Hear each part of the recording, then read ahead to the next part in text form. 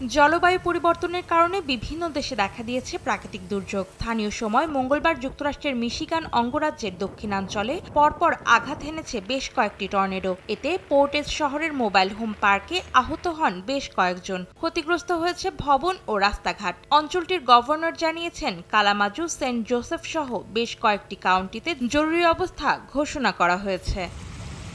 আবহাওয়া দফতর জানিয়েছে, মিশিগানে মঙ্গলবার অন্তত 6টি টর্নেডো আঘাত হেনেছে। এর আগে সোমবার ওকলাহোমা অঙ্গরাজ্যে টর্নেডোর আঘাতে হতাহতের ঘটনা ঘটে। এছাড়াও রাজ্যের উত্তর পূর্বাঞ্চলে বেশ কয়েকটি ঘরবাড়ি ক্ষতিগ্রস্ত হয় এবং গাছপালা উপড়ে যায়।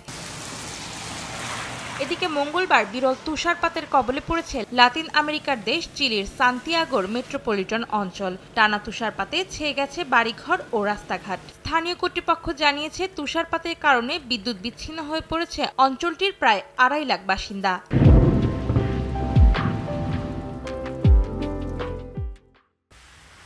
চিলির রাজধানীতে তুষারপাত নিয়মিত ঘটনা নয়, আগে এমন হতো না। আবহাওয়াবিদদের মতে, জলবায়ুর অস্বাভাবিক পরিবর্তনের কারণে কয়েক বছর পর পর দেখা দিচ্ছে তুষারপাত। এর আগে 2017 ও 2020 সালের জুলাই মাসের দিকে তুষারপাত রেকর্ড করা হয়। অন্তরা সেন, সময় সংবাদ।